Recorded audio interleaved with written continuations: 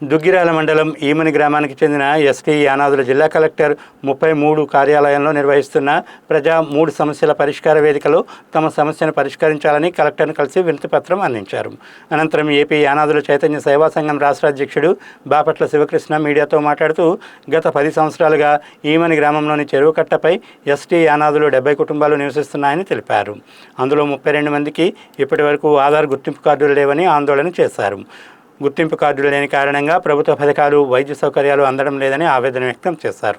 ఈ విషయంపై కలెక్టర్కు వినతిపత్రం అందజేయగా ఆధార్ కార్డులు ఇచ్చేటట్లు చూస్తామని కలెక్టర్ హామీ ఇచ్చారు.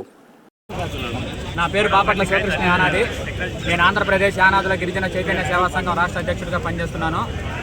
ఈరోజు పీజీఆర్ఎస్ కలెక్టర్ గారిని కలవడం జరిగింది. ఎందువలనంటే దుగ్గిరాల మండలం ఏమన గ్రామంలో మన యానాది కుటుంబ సభ్యులు దాదాపు 32 మందికి ఆధార్ కార్డ్స్ లేవు.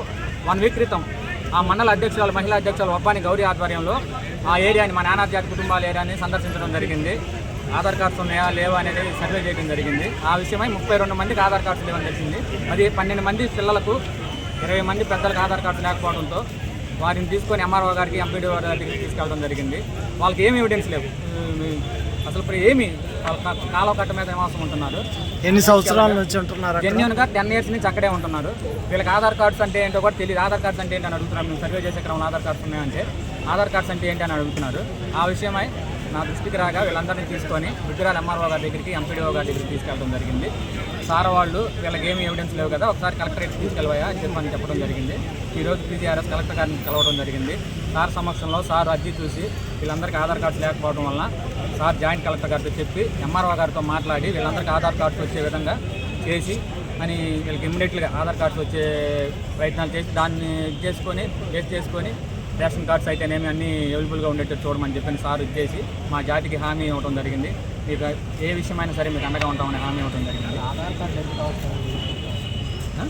కార్డుకి ఏదైనా హెల్త్ బాగాలేక గవర్నమెంట్ హాస్పిటల్కి వెళ్తే అక్కడ ఆధార్ కార్డు అడుగుతున్నారు.